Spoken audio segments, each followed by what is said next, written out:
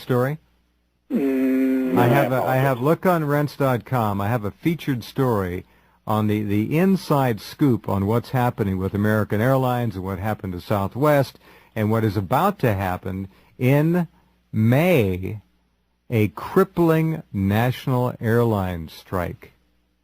Oh, May is going to be a real interesting month. Now, did remember the last time we were together, we talked about May. Now, and we talked about the longshoremen going out. That's right. That's right. Yeah, so it all's going to fit. Okay. We also have the ultimate of all woo-woo anxiety moments, and that is, theoretically, they're going to pop off CERN on the 21st of May. CERN. I'm sorry, the Super Collider. Oh, yeah. That's one where the world may end. All right, now does that, well, big deal. Does that, okay, when you look at my featured story section, it's the third one down. It says inside information. AA strife to lead to crippling national strike. And the second story is Continental and Southwest to scale back operations. Now, I want you guys to read those two after the program. That may not be it, but it may be a part of this gathering perfect storm that will be certainly a platform from which to dive into ever deeper murkiness. This is, yeah. And Clif has had in the linguistics now for, Clif, a year and a half we've been talking about how is the restrictions on travel going to manifest. Right. All right, well, I have inside information, which is very interesting, and it's exclusive, and I want you to read it. And I'm not saying this is it, but I think this is a part of it. And again, here we have all of these things happening. Food, energy prices, you name it, it's all coming together. The threat of war, on and on and on. And now we're looking at a potential national airline strike. And with rising Jet A costs and all the rest of that, rising diesel, $117 a barrel for whatever it is, May could be the month at which the whole thing begins to tumble completely out of control. Well, we have a tendency in our work here, just because of my mindset probably, to deal with things at a very high view and focus at kind of a widening cone as we draw out. And I think of it as the archetypical relationships, because I've discovered in this work, by the way, that we're all apparently under the influence of what I'm calling manifesting archetypes. And so at the moment, there's a very broad category we've referred to as restrictions on travel or movement. Well, there you go. And the other side of that, though, is encounters with scarcity.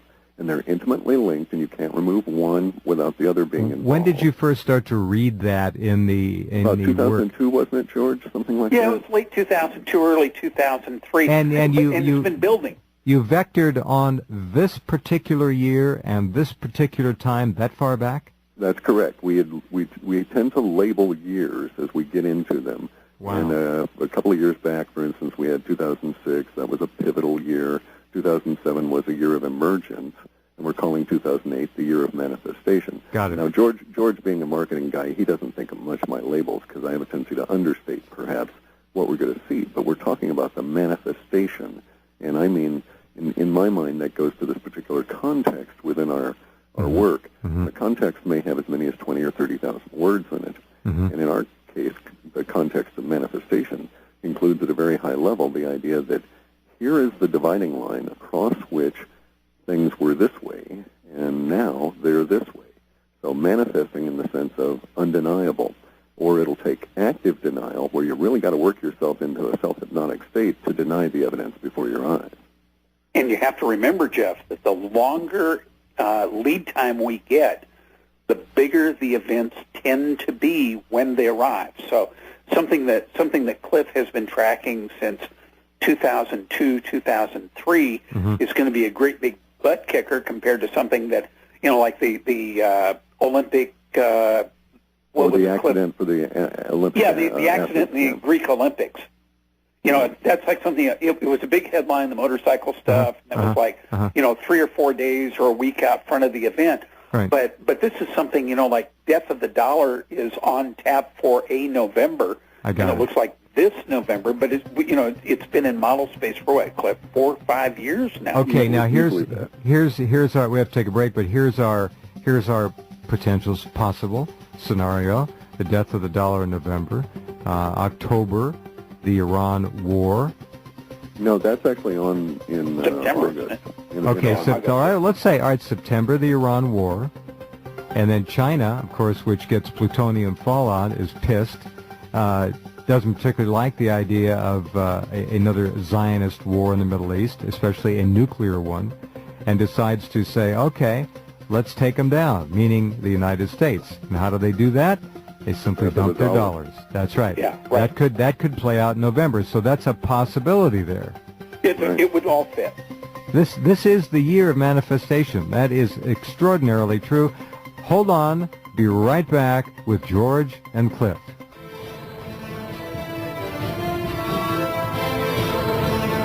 Okay, welcome back. Jeff Rense with George Ure and Clif High. And this is an amazing program. I just, in 15 years, it'll be 15 years this June we've been on the air, and thanks to all of you, we have, I think, assembled, and you folks are it, the smartest, most informed, wisest audience in talk radio. And this subject I consider to be easy top 10 material in all the years of doing this, because these gentlemen have, in a very practical and pragmatic sense, brought to bear for our benefit an extraordinary tool that really can't be overestimated in its importance, in my opinion.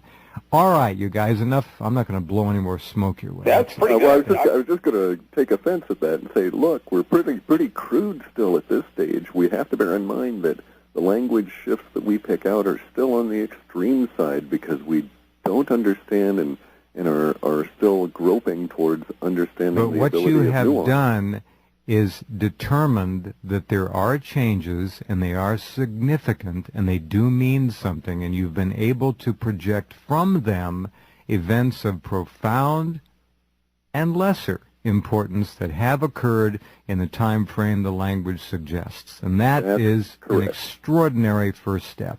Not only that, but lately Clif has been watching the development of something called memering, which is where we're seeing opinion formers in America using technology to go out onto the Internet and try to influence how people think by writing various kinds of posts on websites.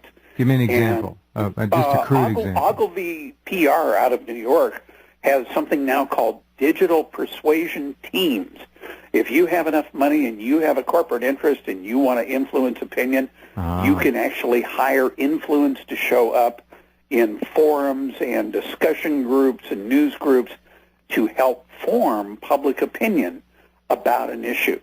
Now, there's a serious question in my mind as a consumer of gobs of information off the web, whether there should not be some truth in labeling when somebody, says, I'm a grandma and I'm in, Des Moines, Iowa, and I was working in my garden and I have these great, wonderful tomatoes and they're not genetically modified, or they are. Right. I want to believe that person's who they say they are, not some you're 28-year-old. ethically and morally correct, but good luck. Yeah, I know. It's the Wild West out there. there. See that, Clif? Yeah. Clif, it's starting to show up. Well, this is social engineering, is what. No, it's psychic engineering, is what it is. Psychic engineering is the part that disturbs me. The part it that should. George is talking about is the easily exposed, or rather easily perceived commercial part. But there's another more sinister, I believe, memering going on that you see in a lot of the forums that lend themselves to emotional connotations around current events. Let me just put it that way. Now, go ahead. I say, so if we have a forum that, for instance, focuses on UFOs, we know that the individuals there, because of the huge load of government crap they've been getting for 50-plus years, are predisposed to certain emotional conditions and certain emotional outbursts. Right. And there appears to be an effort on the part of an organized group or groups to use the linguistics that they know about to go out and cause emotions to occur and cause, if you will, rants and fights and certain levels of response. And they frequently choose gender issues and racial issues and try and mix them all up together. So they might, I would say as an example, you might go to one of these forums and out of the blue someone says, You see a forum posting where someone has a subject that says, "My daughter's about to marry a black man. What do I do?" And that'll set off a chain of events and drain energy or pump up energy depending on how it's managed. Okay, my question is, why? Let me tell you something. I've watched this not from your perspective, but from the perspective of a broadcaster, a journalist, for a long time. You guys are absolutely right. The amount of engineering and programming and influencing going on over the Internet is beyond measure, in my opinion. These people that you're talking to and alluding to are so sharp and so shrewd.